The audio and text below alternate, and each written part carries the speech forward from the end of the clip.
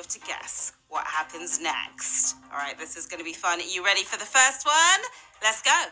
Hey, now Melissa joins us with the latest up in Rogers. Melissa? Okay, what happens to Melissa? She looks kind of dumbfounded there. What do you think it could be? What happens right after that introduction to Melissa? Does she get kissed by a penguin? Could really be anything. She faints, says Pineapple Artist. No, that was a good one, but you're wrong. Any other good guesses out there? Here's what happens. Take a look. No, a bird doesn't hit her face. Chris, 74G.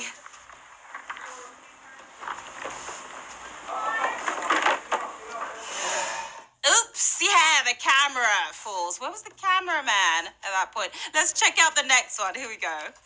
Make no mistake. Yeah, let's make no mistake. What happened to that reporter? She made a mistake, but what was her mistake? Don't make a mistake with your guess. She flies away. Not quite, Katha. This is what happens. Take a look right now. Make no mistake. Raleigh residents. It was a wipeout hit by a fish. You were close. No, hat doesn't fly away. We've got just seconds left to Q1.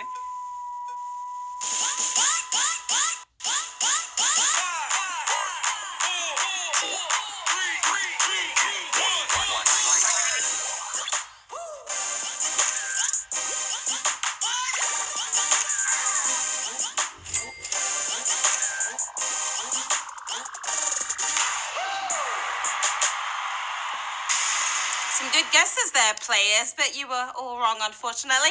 All right, it's time to get to the quizzing. Here we go with Q1. In a real estate listing, which of these is most likely to be listed as an amenity?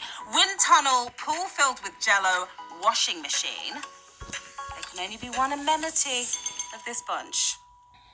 If you want a pool filled with jello, you've got to pay extra for those luxuries, but it's hardly an amenity. Going for the spin cycle here, it's the washing machine, of course. You came out clean, 122,000 of you did. A washing machine is great, but you'll be left out to dry if you can't dry your clothes. So that wind tunnel could be handy after all. Now remember, extra lives can keep the fun going. They can keep you in the game even when you get a question wrong. You can buy one right now if you see it on your screen right in front of you. Use an extra life on any round aside from the final one. We're here at round 2 right now. By definition, the winner of a contest does which of these things? Prevail, prevaricate, previsualize. Don't prematurely tapulate. If you went for pre-visualize, you visualized a word that does not exist. The winner of anything always prevails, right? And you prevailed if you got that correct. 128,000 if you did. Well done. Now, it can take a lot to win. You've got to work out certain muscles, develop stamina. As long as you don't prevaricate too much, you will prevail. Yeah, you will. Q3. Who was president of the US between Gerald Ford and Ronald Reagan, George H.W. Bush, Richard Nixon, or Jimmy Carter, who was squeezed in between Ford and Reagan? Anyone who tapped on Richard Nixon has just willingly resigned from the game. President of the country and the disco era is Jimmy Carter, who was running things there. 97,000 of you running things now. Ford stepped in when Nixon was next. Reagan's 8 years were followed by his VP Bush. So the man in the middle was Carter. Yeah, you knew that. 97,000 if you did. Q4. The Oscar-winning actor from which film was recently announced as a Bond villain? Bohemian Rhapsody, Training Day, The Revenant. All great movies. Now you wish you watched the Bond 25 reveal, don't you? Whether he brings along the fake chompers that he used for Freddie Mercury, that remains to be seen. Bohemian Rhapsody, Mamma Mia, 92,000 of you got that correct. Rami Malek, of course, will play the Bond villain, and you can tell he'll do an awesome job. I mean, those eyes, for example, they're just so penetrating, aren't they? Q5. What puppeteer created this ad right here? Okay, buddy, what do you think of Wilkins coffee? I never tasted it. Now, what What do you think of Well, he gave the wrong answer, didn't he? Was it Fred Rogers, Sid and Matty Croft, or Jim Henson? These ads were savage. A bunch of them, but who was behind them? These Wilkins coffee ads were genius and could kickstart your day better than any coffee, that's for sure.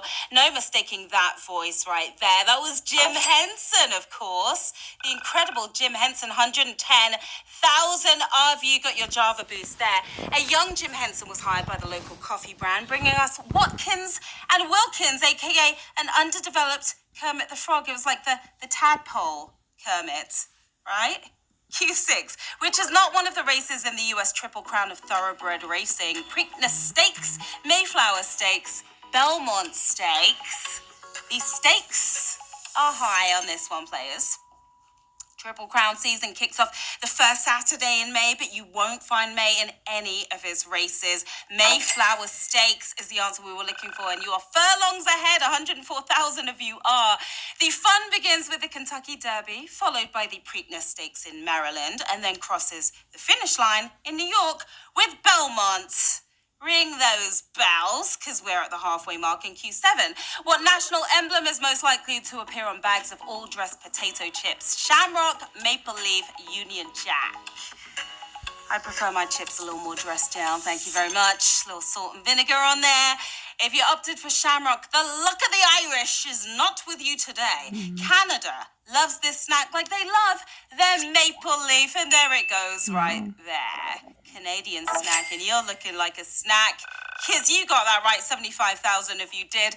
The taste of these chips is a little hard to describe. It's a mix of vinegar, ketchup, and barbecue. Quite the taste explosion, whether good or bad. I'm gonna go with bad though. Wait, which of these countries has a Red Sea coast? United Arab Emirates, Yemen, Oman. A beach on the Red Sea. Very famous sea, isn't it? If you went for Yemen, all I can say is Yemen, because you got it right. Yemen is the correct answer here. Oh, that was a brutal, wasn't it? But 44,000 of you passed through the sea right there. Located between Africa and the Arabian Peninsula, the Red Sea and its border nations have seen more history than we could ever learn and more salt than we could ever hope to eat. Q9, the author of a series of unfortunate events dedicated every volume to whom? Beatrice, Lenore, Penelope. It's going to be an unfortunate event if you get this wrong. Little is known about Lemony Snicket's involvement with this mystery woman, but he was obviously smitten with Beatrice. You know the name of this game. 37,000 if you do. Well done. Beatrice's name is recurring throughout the books, and 13 volumes are dedicated to her. Wonder what his wife Lisa thinks of this. Q10. What shape is the die that gamers call a D12? Octahedron, icosahedron, dodecahedron. Which hedron could it be? If you're a gamer, you know this. Gamers may call it D12, but geometry nerds call it something very different. Why roll 2 dice when you can roll just one? A dodecahedron. And you decked it right there. 35,000 of you did. Well done. A D12 is a 12-sided die and an American hip-hop group from Detroit that's down with Eminem. Slim Shady. Yeah, the Dirty Dozen. Remember D12? Q11. What industry was rocked by the so-called rural purge of the early 70s? Journalism, medicine, television. You're going to be purged if you get this wrong, unfortunately. Journalism was rocked by a blogger surge recently, but not a rural purge. Cancelling the country is television. That's the industry in question, and you are staying tuned. 23,000. A huge change came to TV when Green Acres, the Beverly Hillbillies, Andy Griffith, and other rural-themed shows were offed. Yeah, cancelled. Okay, City Slickers, time to show and prove, because we are heading into the final round with 23,216 players left in the game. Another 3,500 using extra lives to get back in. $2,500 in the bag today. Good luck, players. Q12. What ailment would an otolaryngologist not treat? Turbinate hypertrophy, vestibular neuritis, ankylosing spondylitis. Dang it. Which one could it possibly be? You gotta say it like that, right? Now, how can we know what these words mean when we can barely pronounce them? An otolaryngologist is just a big word for an ear, nose, and throat doctor. But when you have arthritis, they're not gonna be much help.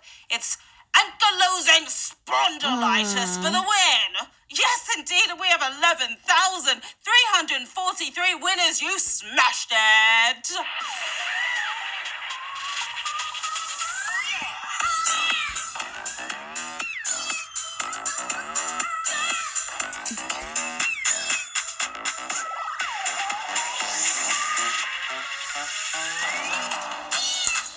Wow. Congrats to our 11,343 winners. How did you make it past that Q12? We didn't even know what any of that stuff meant, but you did. Taking home 22 cents. Well done to you. Mondler for life. You're an HQ winner for life, yeah? You are flying full, more like flying goal. You met your goal right there. D pun. We had lots of puns in today's game. Genuine. You could buy a little wine. Except you look a bit young there. You're probably underage, tiny. I'm not gonna say that name actually. I take that one back. But well done to all of you. That was pretty epic. It really was. You came, you played, you totally slayed. I'm Sharon Carpenter. Here's where you can find me on the socials. Stop by, say hi. Don't be shy. And of course, we're back tonight. The fun and games begins at 9 p.m. Eastern with trivia, followed by words, of course. In fact, we're here every night at those times, so tune in as much as you can to help you level up faster and hopefully win a big slice of that season 3 finale. Until then, have an awesome rest of your day. I will see you soon. Bye.